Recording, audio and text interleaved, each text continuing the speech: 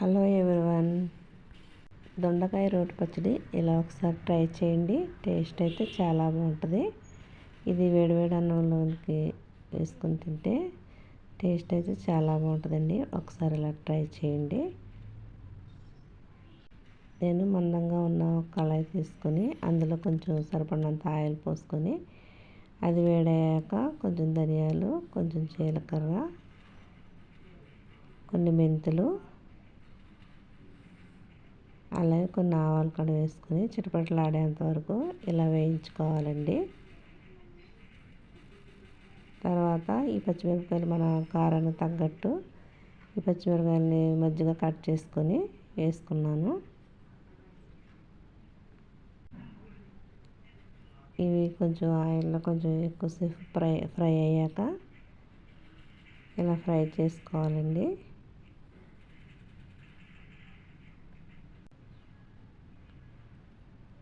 ఈ వీడియోలో చూపించిన విధంగా ఫ్రై చేసుకున్న తర్వాత నేను 2 ఉల్లిపాయ ముక్కలు తీసుకొని ఇలా ముక్కలుగా కట్ చేసుకొని వేసుకొని వేయించుకుంటున్నాను. వీటిని కొంచెం మరి ఎక్కువగా వేగవలసిన అవసరం లేదు, కొంచెం దోరగా వేయించుకుంటే సరిపోతుంది.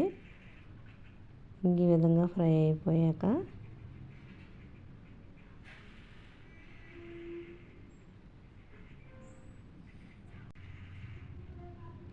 నేను ఒక పావు కిలో దొండకాయలు తీసుకున్నాను. వీటిని దొండకాయలు 4 ముక్కలుగా కట్ చేసుకొని సరిపడంత సైజులో కట్ చేసుకున్నానండి. వాటిలోకి కొన్ని 2 క్యారెట్లు కూడా వేసుకొని ఈ విధంగా కట్ చేసుకున్నాను. మరి పెద్ద ముక్కలు కాకుండా ఇలా కట్ చేసుకొని వేసుకుంటున్నాను. దొండకాయలు కూడా ఈ విధంగా కట్ చేసుకున్నాను. వీటిని ఆయిల్లో వేసుకొని పచ్చిమిరపకాయలతో పాటుగానే మగ్గించుకోవాలండి. ఇలా మగ్గించుకుంటేనే మనం ముక్క మెత్తగా అయ్యేంత వరకు మగ్గించుకోవాలి. ఈ మూత పెట్టి ఆవిరి మీద మగ్గించుకుంటే కొంచెం త్వరగా మగ్గిపోతాయి అన్నమాట. ఇలా మగ్గించుకున్న తర్వాత ఈ విధంగా మగ్గించుకోవాలండి.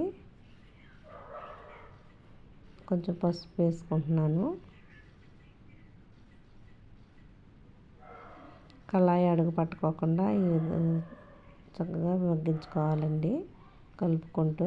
తర్వాత కొన్ని పావు కిలో టమాటాలు తీసుకున్నాను. అవి కూడా ముక్కలుగా కట్ చేసుకొని వేసుకొని కొంచెం సాల్ట్ కూడా వేసుకొని మగ్గించుకుంటున్నాను. మళ్ళీ మూత పెట్టి మగ్గించుకోవాలండి. ఆవిరి మీద మగ్గితేనే ఈ పచ్చడి అనేది చాలా టేస్ట్ వస్తుందండి.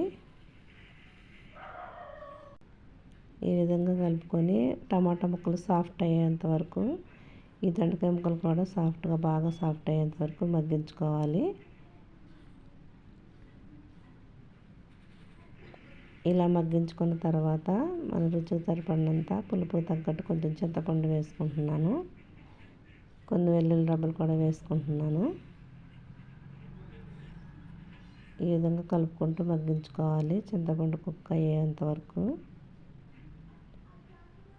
మిక్సీలో పట్టుకుంటే ఈ పచ్చడి అనేది బాగా మెత్తగా అయిపోతుంది. కానీ ఈ విధంగా అయిపోయిన తర్వాత రోట్లో దంచుకుంటే చాలా బాగుంటుంది.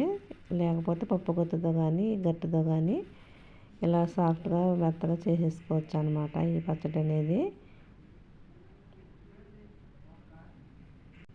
నేనైతే ఈ గట్టితోనే మెత్తగా చేసేసుకుంటున్నాను పచ్చడిని. ఈ విధంగా చేసుకుంటే టేస్ట్ అనేది చాలా బాగుంటుంది. ఒకసారి ఇలా ట్రై చేయండి.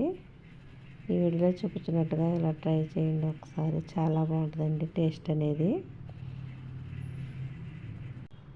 ఈ విధంగా ఇలా మెత్తగా చేసుకుంటే మన పచ్చడి అనేది రెడీ అయిపోయిందండి. ఇది వేడివేడి అన్నంలోకి వేసుకొని తింటే చాలా బాగుంటుందండి. ఒకసారి ఈ వీడియోలో చూపించినట్టుగా మీకు ఈ వీడియో నచ్చినట్టయితే ఒకసారి లైక్ చేయండి, సబ్స్క్రైబ్ చేయండి. Thank you for watching.